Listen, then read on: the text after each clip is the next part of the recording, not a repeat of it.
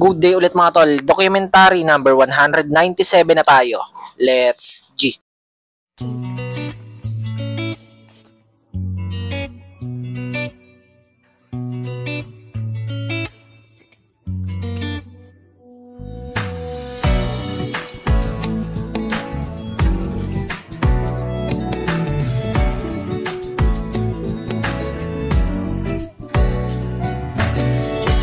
So yun, ako pala yung unang pumunta dito sa store mga tol kasi may ginagawa pa si ate sa bahay. Yan mga tol, kain muna tayo. Wala na ako maisip na ulam kaya yan, pansit kanto na lang yung niluto kong uulamin namin. Ayan, kasama ko pala si Lexon. Bumili siya ng pansit kanto niya, pinaluto niya sa akin. Yun, after namin kumain na yan, ginawa ko pala siya ng saranggola. Kanina pa ako kinukulit. Ayan, papali pa rin niya daw sa labas. Malakas kasi yung hangin ngayon. Yan mga tol, okay na. Tinitesting niya na dito sa loob. Ayan, nilabas niya na para i-testing sa labas. Ayan no, lakas ng hangin. Ewan ko kung mapapalipad niya yan. Tsaka ewan ko sa batang to kung marunong magpalipad. Ayan, napapalipad-lipad niya na ng bagya.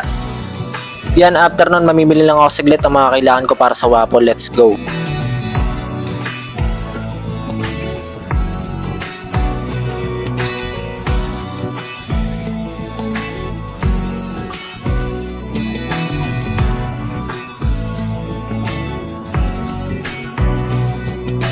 Okay na mga tol, tapos na ako mamili. Ayan, nandito na ako sa store.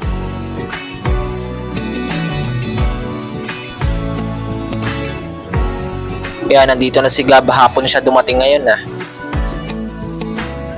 Eto maya-maya lang sumunod na dumating si Aljur. Ayan, saktong-sakto aalis kaming tatlo. Si Aljur na yung pinag-drive ko ng motor mga tol. Ayan, sasamahan lang pala namin si Gab, may bibilin lang.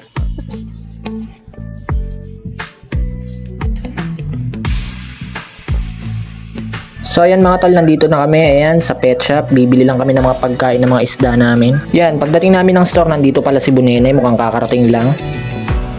Yun, binabalang pala namin yung mga binili naming gamit kanina sa store. Tapos eto, dumiretso na kami sa palengke. May bibilin lang ulit kami. Yun, okay na mga tol, mabilis lang. Ayan, si Aljur ulit yung driver namin.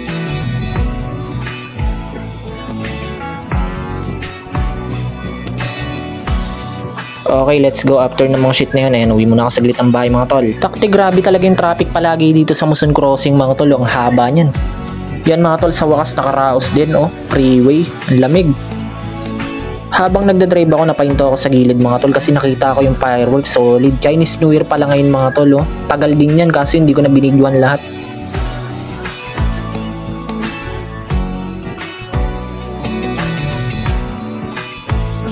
Okay mga tol, mabilis lang. Ayan, balik na ako ng store. Let's go.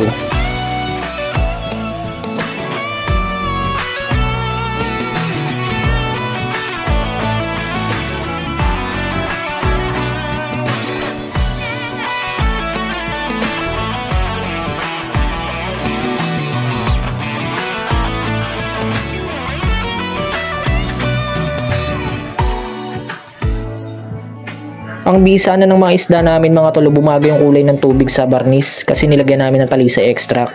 Hanggang dito na lang ulit yung video mga tol. Maraming salamat palagi sa itaas and yung YouTube channel ko, alam nyo na.